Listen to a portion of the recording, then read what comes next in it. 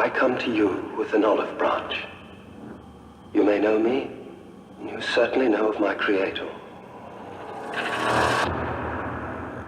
I am David, son of the late Peter Wayland, your company's founder. Following his vision, I have gone to the far edges of space, and with the aid of Dr. Elizabeth Shaw, I found a rotting paradise. I washed this world clean as a gift to her. We could have built anew, a second Eden, but she refused.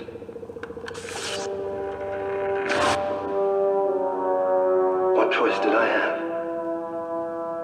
She was the perfect specimen.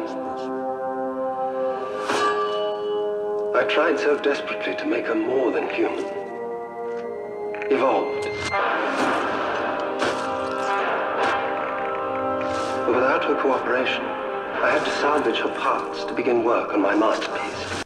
Now, what's interesting about that whole audio is that he said that without her cooperation, he had to salvage her parts, her body parts, without her cooperation.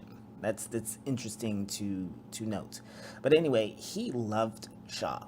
Like in Prometheus, you see at the beginning he was fascinated with her, but then it grew into love because she pretty much lost everything. It was easy for her to give up, but she helped him. She knew that he was responsible for everything that went on, but she still helped him. She moved on, and he thought that was an endearing quality. He fell in love with her. So to actually harm her in any way would be repugnant to him. It just would be repugnant because he really, really loves her, because that's what most people believe, that he killed her for selfish reasons in order to experiment. Now, I believe that he did kill her, but it was a mercy killing.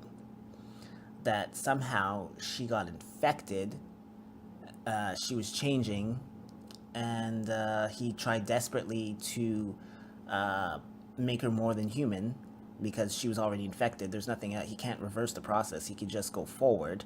So he was doing that because in the novelization he says that he kept her alive for quite some time.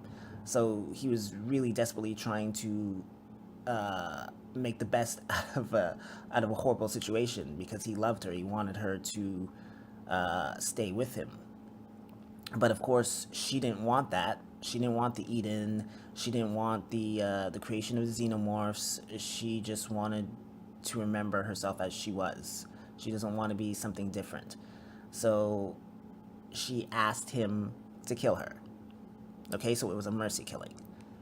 But before he kills her, she made him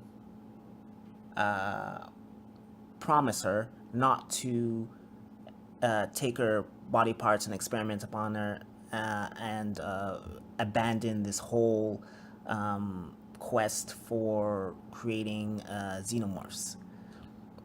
And she just made him promise that. And he did, but we know that he went back on his promise because he said that, what choice did I have? She was a perfect specimen. And that's why he said, without her cooperation, I salvaged her body parts, because he made a promise to her and he couldn't fulfill that promise because he didn't have her anymore. There's nothing for him to focus on. He was focusing on her, but then once she's gone, what else is he going to focus on? So he started focusing on the xenomorphs. Because you have to understand, in Prometheus, he wasn't about the xenomorphs. He thought that she wanted to go back home, but she didn't. She wanted to go to where the creators were. She wanted to go to their homeworld. So he was ready to leave the whole xenomorph thing, the black goo, LV-223 behind, but he didn't want to do that. But Shaw didn't want to do that. She wanted to move forward. So he was smitten with her. So he wouldn't do anything to harm her in any way unless he had to. And it was a mercy killing, I believe strongly. What choice did I have? She was the perfect specimen. I tried so desperately to make her more than human. Evolved.